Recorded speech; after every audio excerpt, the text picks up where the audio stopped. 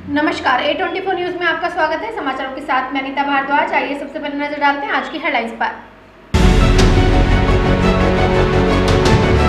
नगर निगम द्वारा शुरू की गई आधुनिक फूड स्ट्रीट चौपाटी के लिए अब तक 43 दुकानों के मुकाबले 350 से अधिक आवेदन फार्म हुए जमा।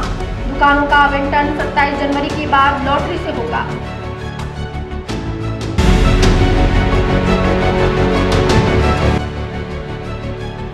मंडी मोड़ के पास फूड लाइसेंस शिविर का किया आयोजन। ठेली पटरी सहित छोटे दुकानदारों को मौके पर ही फूड लाइसेंस किए जारी।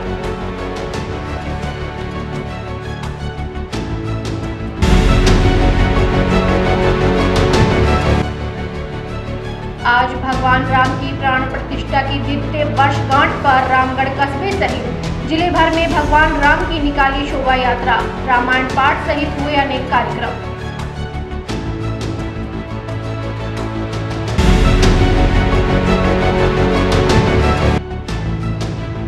केंद्रीय बस स्टैंड पर अज्ञात युवक का मिला शव। पुलिस कर रही शव के शिनाख्त का प्रयास, जिसकी उम्र करीब 25 से 30 वर्ष के बीच है।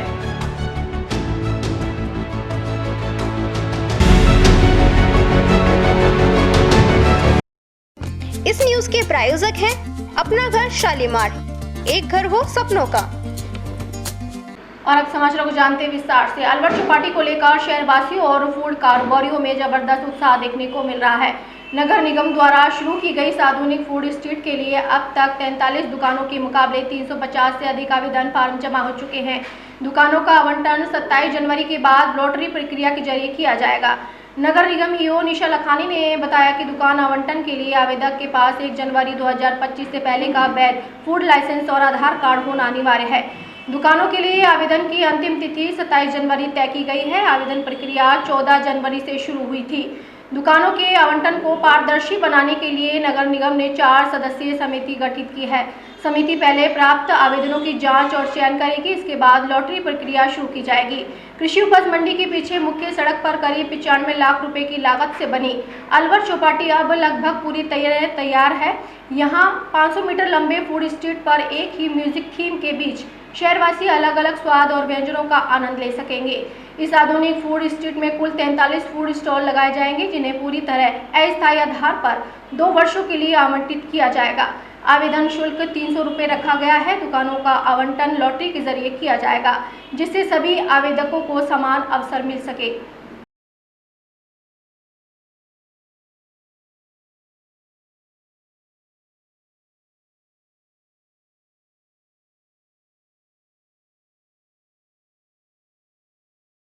इस न्यूज के प्रायोजक हैं अपना घर शालीमार, एक घर हो सपनों का।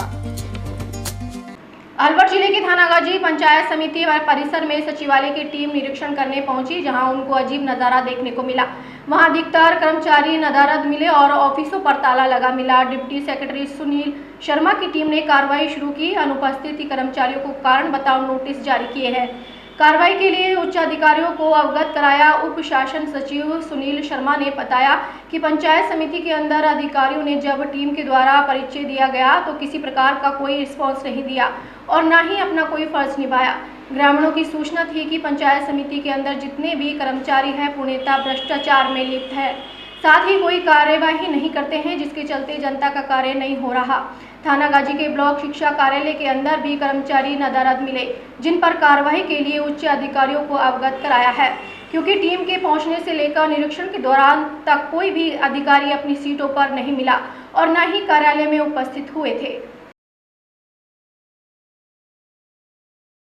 राज्य स्तरीय टीम आपके जो थानागाजी फंड उसमें आई, उसमें टीम के अंदर मेरे जो अनुभव अधिकारी महोदय महेंद्र कुमार सरावता मेरे साथ में थे, तरुण कुमार मीणा, सुंदर सिंह नोवार, कृष्णावसर कटारिया, ये सब मेरे साथ में हमारी टीम में सदस्य थे। हम लगभग 9:40 पे आपके यहाँ पे इसमें थानागाजी में आए। हमने 9:40 के आसपास आपका जो पंचायत समिति, SDM कार्यालय, आपका ये एजुकेशन के ऑफिसेज, ESD, PWD कार्यालय, इनका सबका हमने इनके पर रजिस्टर उठाए। स्थिति ये थी कि निरीक्षण के दौरान SDM मैडम है वो खुद अपने कार्यालय में उपलब्ध नहीं थी, और इसके बाद में हमने आपके BDO जो ऑफिस है उसका भी फिजिकल इंस्पेक्शन किया। और फिजिकल इंस्पेक्शन के दौरान जो वीडियो ऑफिस की जो स्थिति थी बहुत ही चौंकाने लायक थी। वीडियो साहब हमारी इंस्पेक्शन के दौरान कुछ समय के लिए आए और आकर चल दिए। उन्होंने हमारे को इससे इन्वेस्टिगेशन संबंधी कार्य में कोई सहयोग प्रदान नहीं किया गया। हमने वहाँ पे इंस्पेक्शन किया, वहाँ पे आम जनता भी त्रस्त थी। वहाँ पे उन्होंने हमारे को लिखित में शिकायतें भी दी है। उसमें कोई महेंद्र कुमार शर्मा उन्होंने शिकायत दी है कि वो आम जनता से गाली गलौज से पेश आते हैं और अपने उसमें ऑफिस में भी टाइमली नहीं बैठते हैं, वहाँ से गायब रहते हैं। जनता का वहाँ कोई काम नहीं होता है। इसके अलावा एक शिकायत और आई है, इसमें भी उन्होंने लिखा है कि इनके खिलाफ अनुशासनात्मक कार्रवाई की जाए। हमारे को शिकायतें प्रदान की हैं, इन शिकायतों को हम पुटअप करेंगे। इसके अलावा सबसे गंभीर स्थिति ये थी कि जो वीडियो है मेरा नाम आमिर अली जी, इनकी जो अपना जो कार्य संबंधित है राजकार्य पे, इनके राजकार्य के हमने जो चेक किया उस पर इनके औसत जो टोटल जो एवरेज टाइमिंग डिस्पोल टाइम आ रहा है वो 187 घंटे आ रहा है। ये बहुत ही सोचनीय स्थिति है। ये हमारे जो चीफ सेक्रेटरी महोदय हैं वो उनका ये निर्देश प्रदान है कि भाई जो भी औसत टाइमिंग है सबसे कम होना चाहिए। तो ये तो 187 घंटा तो ये लग रहा है कि ये तो इससे प्रति तक ये अपना टाइमली काम देता है, ये कर ही नहीं रहे। सारी फाइल इनके खाते में पड़े हैं। इनके जो ऑफिस के अंदर हमने चेक किया तो वहाँ पे बहुत गंदगी पाई गई, जगह जगह गंदगी का ढेर है। और इसके अलावा इनके जो स्टाफ के अंदर जो कर्मचारी हैं उनके खाते में वर्ष 2024 से कई फाइलें पेंडिंग पड़ी हुई है।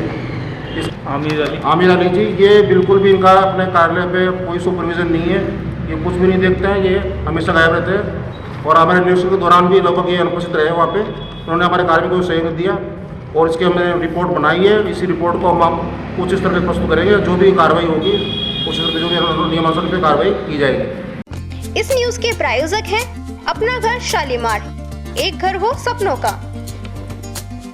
अलवर कांग्रेस अल्पसंख्यक विभाग की कार्यकारिणी भंग होने के बाद नवनियुक्त जिलाध्यक्ष एमडी शाहुल खान ने प्रेस कॉन्फ्रेंस कर नई कार्यकारिणी के गठन के लिए आवेदन आमंत्रित किए हैं।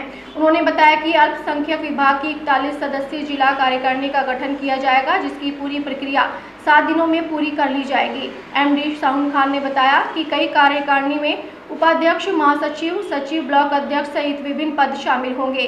कांग्रेस पार्टी भी विचारधारा में विश्वास रखने वाला कोई भी कार्यकर्ता अपना बायोडाटा देकर आवेदन कर सकता है, जिस पर रायशुमारी के बाद अंतिम मोहर लगाई जाएगी। उन्होंने कहा कि आगामी निकाय चुनाव को देखते हुए प्रत्येक ब्लॉक स्तर पर अल्पसंख्यक विभाग की कार्यकारिणी गठित की जाएगी ताकि संगठन को जमीनी स्तर पर मजबूत किया जा सके। शाहुल खान ने यह भी स्पष्ट किया कि जिन पदाधिकारियों का कार्य प्रदर्शन बेहतर रहेगा और जो निकाय चुनाव में दावेदारी प्रस्तुत करेंगे उनके लिए पार्टी के वरिष्ठ नेताओं से पैरवी भी की जाएगी। एमडी शाहुल खान ने बताया कि ये पूरा संगठनात्मक कार्य अल्पसंख्यक विभाग के प्रदेश अध्यक्ष चौपदार और पूर्व केंद्रीय मंत्री व नेता प्रतिपक्ष टीकाराम जूली के नेतृत्व में किया जाएगा। उन्होंने कार्यकर्ताओं से अधिक संख्या में आवेदन करने की अपील करते हुए कहा कि आवेदनों पर बायोडाटा के आधार पर विचार कर योग्य लोगों को कार्यकारिणी में जिम्मेदारी सौंपी जाएगी। निर्देशन के हिसाब से ये कार्यकारिणी बनेगी, उनका हस्तक्षेप निश्चित तौर पर रहेगा, लेकिन यही रहेगा कि पार्टी के कार्यकर्ता, पार्टी की विचारधारा के लोग हमसे जुड़ सकें। हमारे यहाँ 8 ब्लॉक है, तो 8 ब्लॉक अध्यक्ष बने। अभी तक कोई नहीं चुना गया है। आज हमने ये ऐलान किया है प्रेस वार्ता के थ्रू कि आज से प्रोसेस शुरू होगा। 7 दिन के अंदर हम सभी आवेदन जो हमें अप्लाई करेंगे, बायोडाटा देंगे या हमसे डायरेक्ट संपर्क करेंगे, उनसे संपर्क करके फिर 7 दिवस के बाद हम लिस्ट आउट करते हैं। देखिए, आप जैसे समझ सकते हैं कि लोकतंत्र में जिसकी जितनी हिस्सेदारी उसकी उतनी भागीदारी। यही देश का फॉर्मूला भी यही हम अपने संगठन में भी अप्लाई करेंगे। अलवर डिस्ट्रिक्ट में जिसकी जितनी भागीदार आबादी है उसको संगठन में उतनी ही उचित जगह मिलेगी। सभी जो समाज के लोग हैं, यानी कि जितनी भी कम्युनिटी है, सिख समाज से हैं, बुद्धिस्ट समाज से भी हैं, पारसी समाज से, अगर कोई अलवर में वैसे आबादी है नहीं, अगर होंगे भी, क्रिश्चियन है, सबको हिस्सेदारी मिलेगी। ये बेसिकली इसको कोई अब तक लोगों का एक ये भी था कि अल्पसंख्यक समाज का मतलब मुस्लिम समाज होता है, जबकि ऐसा नहीं है। अल्पसंख्यक समाज का मतलब अल्पसंख्यक समाज ही होता है जो देश का माइनॉरिटी है। सर, डिमांड का ऐसा है कि अभी पहले संगठन मजबूत होगा, संगठन के साथ ही जो संगठन से जुड़ेंगे, जो पदाधिकारी बनेंगे, वो क्षेत्र में जाके मेहनत करेंगे, वो टिकट मांगेंगे, निश्चित तौर पर उनके लिए पैरोकारी की जाएगी। इस न्यूज के प्रायोजक हैं अपना घर शालीमार, एक घर हो सपनों का। अलवर कोतवाली थाना क्षेत्र केंद्रीय बस स्टैंड पर अज्ञात युवक का शव पड़ा मिला। स्थानीय लोगों की सूचना के बाद मौके पर पहुंची पुलिस ने शव को कब्जे में लेते हुए शिनाख्त का प्रयास किया। वहीं शिनाख्त नहीं होने पर शव को सामान्य चिकित्सालय स्थित मोर्चरी में रखवाया। मृतक युवक पिछले करीब 4-5 साल से बस स्टैंड पर रहकर भीख मांगने का कार्य करता था और रात में बस स्टैंड पर ही सो जाता था, जिसकी उम्र करीब 25 से 30 वर्ष के बीच है। शराब पीने का आदी था और बीमार रहता था। मौत के कारणों की पुलिस जांच कर रही है। आज सुबह व्यक्ति मृत अवस्था में मिला है। उधर बस स्टैंड चौकी प्रभारी दयानंद यादव ने बताया कि वह पिछले करीब 3-4 साल से इस युवक को देख रहे हैं, जो शराब पीने का आदी है और बस स्टैंड पर भीख मांगने का काम करता था, जिसकी उम्र करीब 25 से 30 वर्ष है। थाना पुलिस को सूचना देकर शव को सामान्य चिकित्सालय स्थित और मोर्चरी में पहुंचवा दिया। ये करीब 4-5 साल से मैं देख रहा हूँ, लावारिस घूमता रहता है, नशे का आदी है और कल भी इसकी हालत कुछ खराब ही थी। हाँ, रात्रि को ही बस स्टैंड के अंदर यही सो जाता है।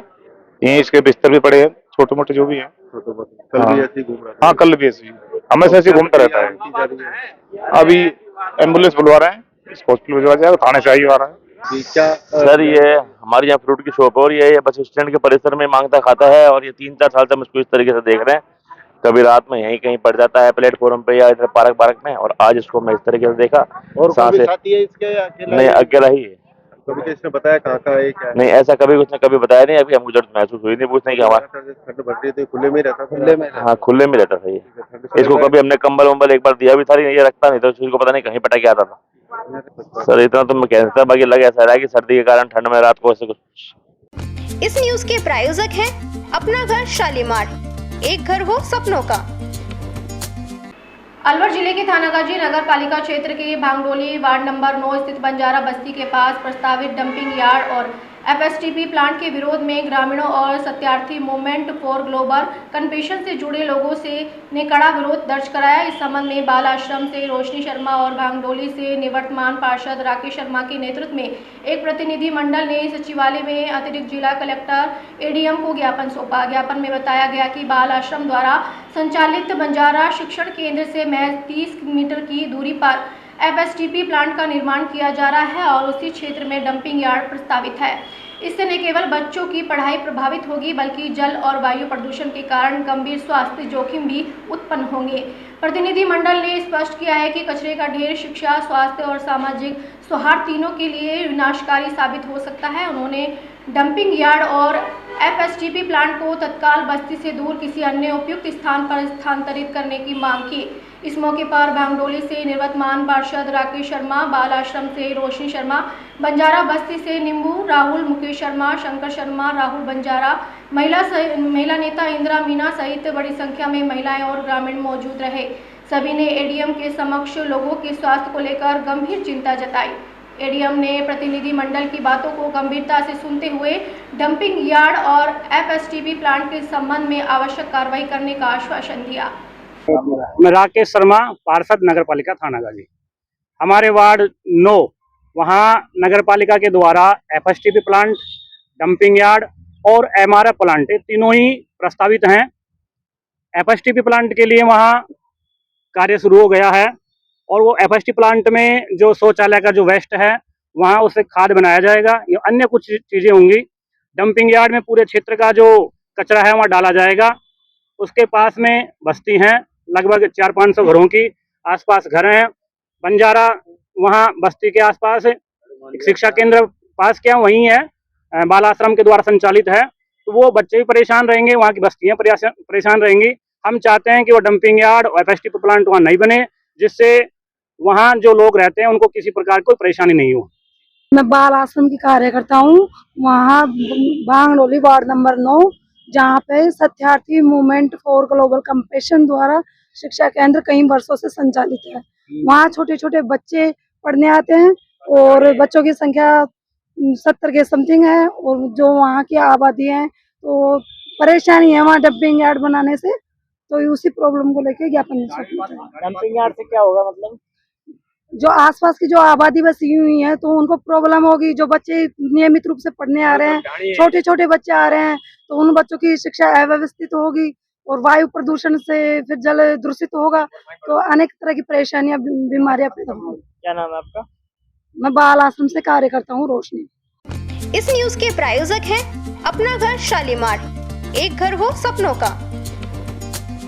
अलवर शहर में खाद्य सुरक्षा व्यवस्था को मजबूत करने की दिशा में बुधवार को मंडी मोड़ स्थित सब्जी मंडी शिव मंदिर के पास फूड लाइसेंस शिविर का आयोजन किया गया। इस शिविर के माध्यम से ठेली पटरी और ठेला लगाने वाले दुकानदारों को मौके पर ही फूड लाइसेंस जारी किए जा रहे हैं, जिससे उन्हें लाइसेंस बनवाने के लिए कार्यालयों के चक्कर न काटने पड़े। शिविर में मौजूद फूड इंस्पेक्टर केशव गोयल ने बताया कि खाद्य कारोबार से जुड़े छोटे व्यापारियों की सुविधा को ध्यान में रखते हुए आवश्यक दस्तावेज लेकर आने पर तुरंत लाइसेंस तैयार कर दिए जा रहे हैं। उन्होंने कहा कि इस पहल का उद्देश्य है कि व्यापारियों को किसी प्रकार की परेशानी न हो और वह नियमों के तहत सुरक्षित तरीके से अपना व्यवसाय संचालित कर सके। वहीं मंडी में प्रवक्ता सौरभ कालरा ने बताया कि मंडी मोड़ सब्जी मंडी में यह शिविर आज लगाया गया है, जिसका सीधा लाभ स्थानीय व्यापारियों को मिलेगा। फूड लाइसेंस मिलने से न केवल दुकानदारों की वैधानिक स्थिति मजबूत होगी, बल्कि उपभोक्ताओं को भी सुरक्षित और गुणवत्तापूर्ण खाद्य सामग्री उपलब्ध हो सकेगी। शिविर को लेकर व्यापारियों में खासा उत्साह देखने को मिला। खाद्य विभाग अलवर के द्वारा अलवर फल सब्जी मंडी आड़ती यूनियन के संयुक्त सहयोग से आज फल सब्जी मंडी, जो कि थोक मंडी है, अग्रसेन चौराहे के पास स्थित है अलवर के अंदर, वहां के शिव मंदिर पे आज एक कैंप लगाया। प्रातः 10 बजे इस कैंप का जो है विधिवत उद्घाटन हुआ था।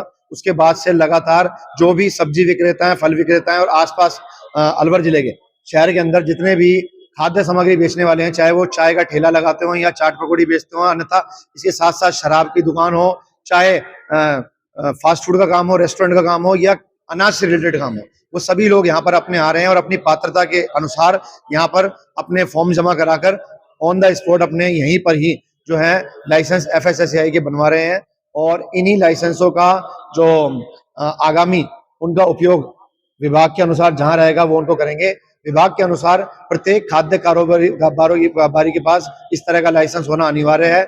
जिस भी खाद्य कारोबारी के पास ऐसा लाइसेंस नहीं होता तो उनके ऊपर विभाग जो है 2 लाख से 5 लाख रुपए तक का जुर्माना करता है। इसीलिए प्रत्येक कारोबारी को जो खाद्य रिलेटेड कारोबार करता है उनको इस तरह के लाइसेंस बनाने चाहिए।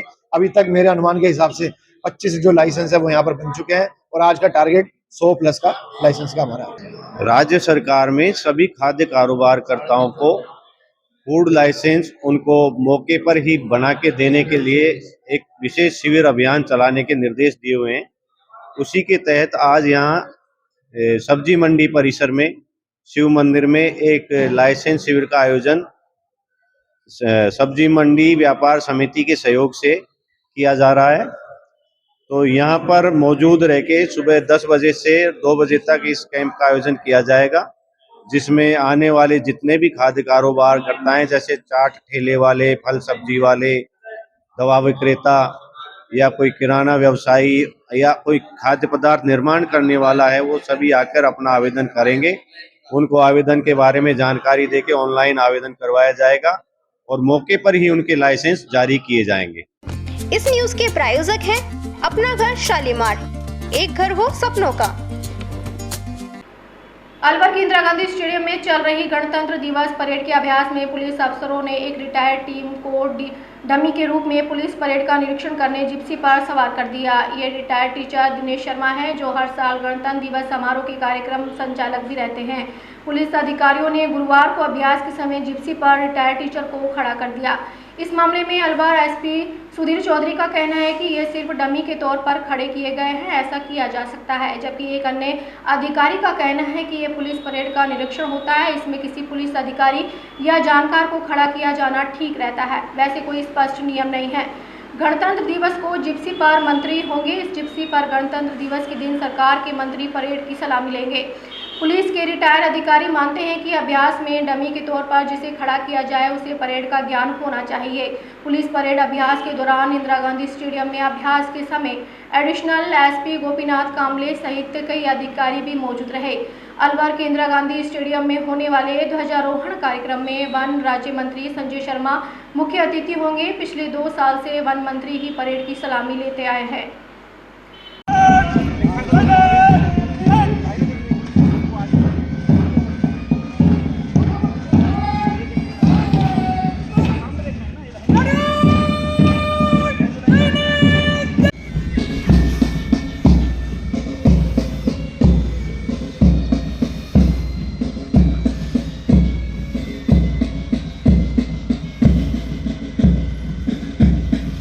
देखिए गणतंत्र दिवस के अवसर पर परेड जो है वो एक प्रमुख आकर्षण होता है और उसकी तैयारी जो है आज इंदिरा गांधी स्टेडियम में की जा रही है। पिछले 3-4 दिन से स्टार्ट हुई है और लगभग 25 तक चलेगी, जिसमें पुलिस, आरएसी जाब्ता, होमगार्ड, एनसीसी ऐसे अलग अलग लगभग 8-9 प्लाटून्स है और वो रिहर्सल कर रही है और जो ड्रिल है परेड का उस दिन का होता है उसकी तैयारी जो है वो यहाँ चल रही है और हमारी कोशिश रहेगी कि एक अच्छी परेड उस दिन की जाए और साथ ही अलग अलग पुलिस लाइन में और अलग अलग इंस्टीट्यूट में अलग अलग प्रोग्राम भी रखे हुए हैं, तो उसकी भी तैयारी चल रही है।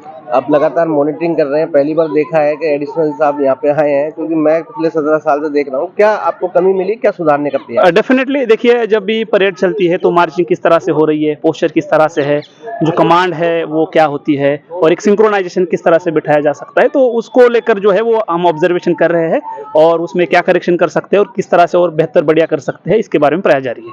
यहाँ लेते हैं एक छोटा सा ब्रेक, आप बने रहिए A24 न्यूज़ के साथ।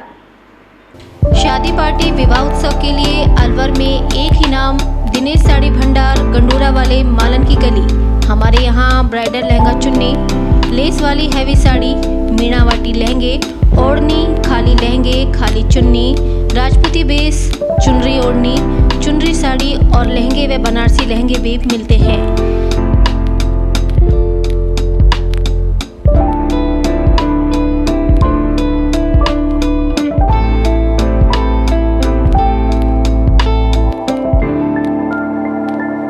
हमारे यहाँ दुल्हन के लहंगे 4000 से शुरू, नॉर्मल साड़ी 150 से शुरू, खाली लहंगे 800 से शुरू और खाली चुन्नी 400 से शुरू।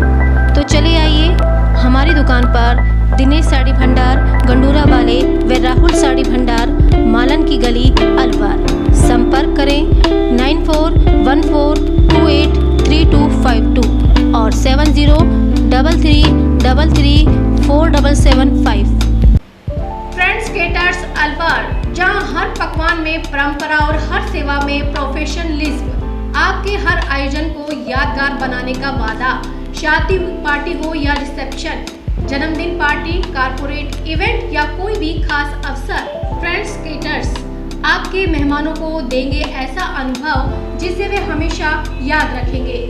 बोन चाइना क्रॉकरी के साथ बेहतरीन क्वालिटी की स्वीट्स, होम चाप, दही बल्ला चाट, special ice cream parlour, coffee parlour, Pizza हट।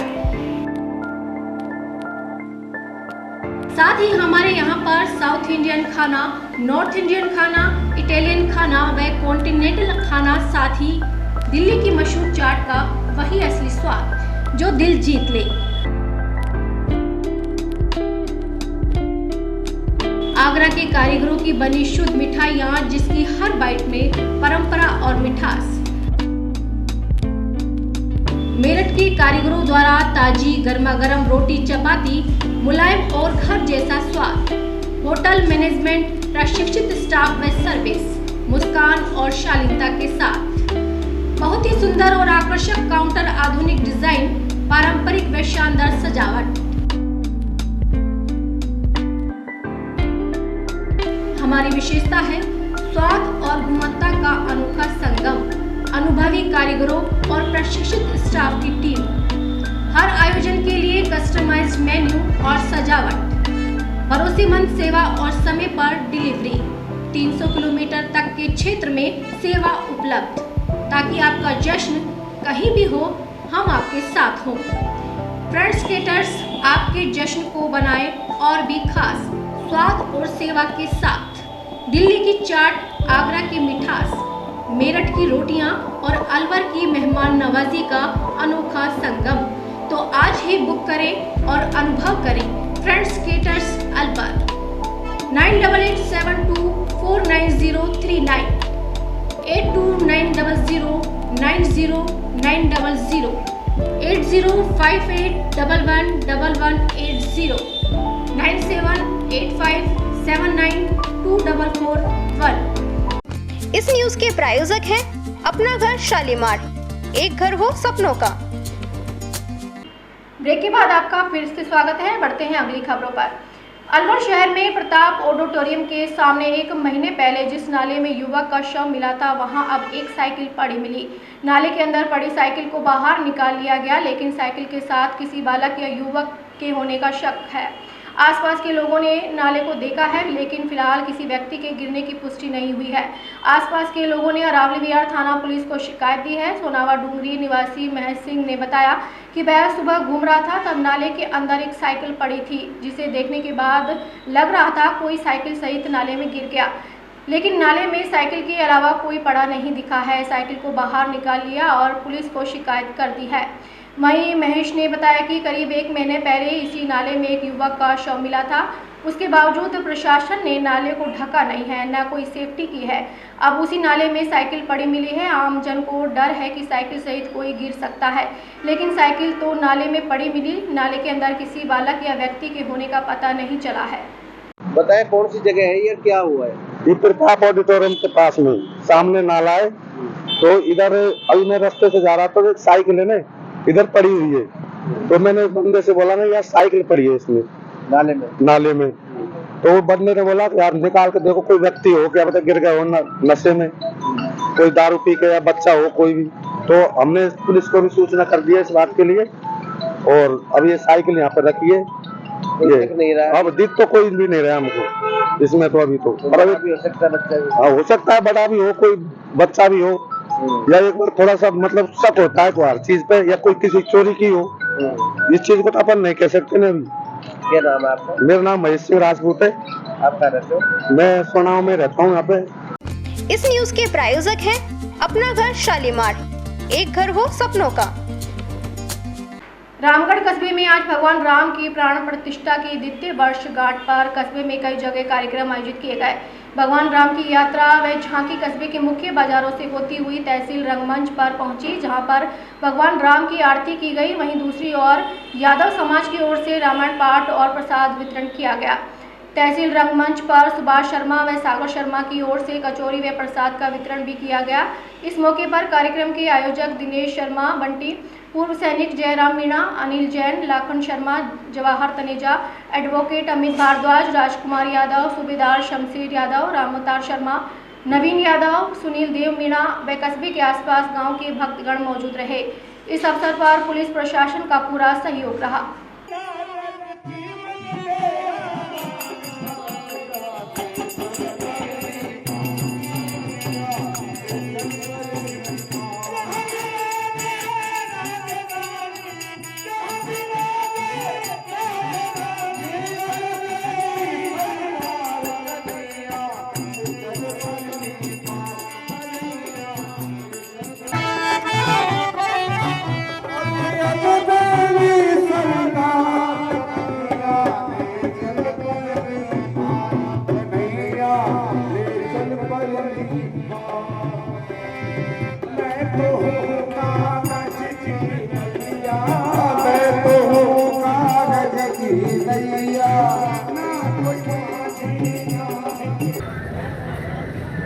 जो प्रत्येक वर्ष भगवान श्री राम की स्थापित होने की, विराजमान होने की अयोध्या धाम में वर्षगांठ मनाई जाती है, श्री आदर्श रामलला कमेटी रामगढ़ और सभी धर्मप्रेमी सज्जनों की ओर से श्री आदर्श रामलला कमेटी रंगमंच पर आज के इस ऐतिहासिक पावन पवित्र दिवस को भगवान श्री राम को समर्पण करते हुए और उनकी आरती उतारी गई। श्री रामलला कमेटी की ओर से प्रसाद वितरण किया गया। जगह जगह कस्बे में भंडारे की व्यवस्था की गई, नाश्ते की व्यवस्था की गई और सभी श्रद्धालुओं ने मंच पर आकर भगवान श्री राम की आरती की, क्योंकि आज के दिन श्री रामलला विराजमान अयोध्या में जो स्थापित हुए थे, जिनको विराजमान किया गया था, आज उसी पावन पवित्र दिवस के उपलक्ष्य में यह वार्षिक उत्सव मनाया जाता है। तो हम सभी मिलकर भगवान श्री राम के चरणों में सबके उज्जवल भविष्य की, सबके मंगल कामना की प्रार्थना करते हैं और प्रभु श्री राम सबके ऊपर अपना आशीर्वाद, अपनी कृपा दृष्टि बनाए रखे। इस न्यूज के प्रायोजक हैं अपना घर शालीमार, एक घर हो सपनों का। रामगढ़ कस्बे में इन दिनों बंदरों का आतंक बहुत ज्यादा हो गया। कस्बे वासी इतने परेशान हैं कि अपने घरों से निकलना मुश्किल हो गया। बंदरों को लेकर आज रामगढ़ पहुंची जिला कलेक्टर आरती शुक्ला को ग्रामीणों ने मिलकर एक ज्ञापन दिया। वह समस्याओं के बारे में अवगत कराया। जिला कलेक्टर ने मौके पर तुरंत आदेश एसडीएम बाबूलाल बैरवा को दिया। वहीं जिला कलेक्टर को अनेकों समस्याओं से अवगत कराया, जिसका निवारण मौके पर किया गया। लोगों ने लाखों रुपए के जाल लगवा लिए और फिर आतंक बंदरों का कम नहीं हो रहा। प्रतिदिन किसी न किसी को बंदर खा जाते हैं। ये बंदर कई लोगों को पहले भी टारगेट कर चुके हैं, लेकिन रामगढ़ का प्रशासन व नगरपालिका कस्बे वासियों का कहना है कि नगरपालिका हर साल बंदरों के नाम पर टेंडर जारी कर खानापूर्ति कर देती है, लेकिन आज तक इनका कोई समाधान नहीं निकल रहा है। आखिर प्रशासन की नींद कब खुलेगी, जब तक कोई बड़ा हादसा नहीं हो जाता। कस्बे वासियों का कहना है कि नगरपालिका भ्रष्टाचार का केंद्र बन गई है। अगर जल्द से जल्द बंदर के खिलाफ कार्रवाई नहीं की गई तो धरना प्रदर्शन व रोड जाम किया जाएगा, जिसकी जिम्मेदारी प्रशासन की होगी। नगर निगम अलवर में ये एक्सपीरियंस था कि लोगों के लिए आधार कार्ड बनाना एक मेजर चैलेंज हो रखा है। आधार मशीन पूरे ज़िले में 6 जगहों पे ही थी, इसलिए हमने ये डिसाइड किया था कि आज नगर पालिका में आधार मशीन लेके ई मित्र वाले सारे यहाँ बैठे। सामने मिलके भी यही लगा कि लोगों का ये एक मेजर जो चैलेंज है वो नया आधार कार्ड बनाना, बच्चों का आधार कार्ड बनाना, उसमें अपडेशन करना और मूल निवास प्लस अर्धभूमंतु जाति का प्रमाण पत्र बनवाना है। इन सभी के लिए जो डॉक्यूमेंट चाहिए, जो अधिकारी चाहिए, उन सबको यहाँ बिठाया गया है। राशन कार्ड का एक इशू आया, क्योंकि किसी भी अर्धभूमंतु परिवार यदि राशन कार्ड बनवा लेता है तो वह स्वतः ही NFSA में सूचित हो जाता है और उसको मुफ्त राशन जो कि केंद्र सरकार की योजना है उसमें मिलने लगता है। तो इन्हीं चीज़ों पे फोकस करके सैचुरेशन करना है। आज जितने भी परिवार यहाँ आ सकते हैं, आंगनबाड़ी कार्यकर्ताओं के माध्यम से महिलाओं को बुलाया गया है, छोटे बच्चों को बुलाया गया है कि उनका आधार कार्ड, उनका मूल निवास और उनका अर्धभूमंतु का प्रमाण पत्र बनाया। इस न्यूज के प्रायोजक हैं अपना घर शालीमार, एक घर हो सपनों का।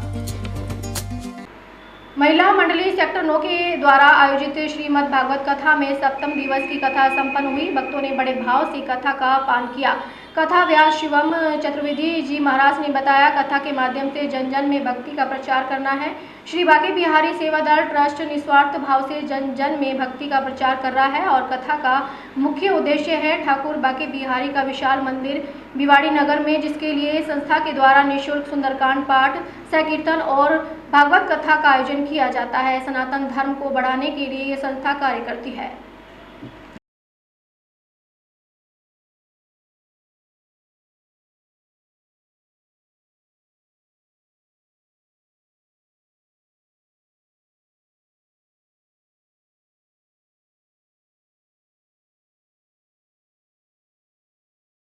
आज बुलेटिन में इतना ही। दिन भर की खास खबरों के लिए देखते रहिए A24 न्यूज और दीजिए इजाजत। नमस्कार। इस न्यूज के प्रायोजक हैं अपना घर शालीमार, एक घर हो सपनों का।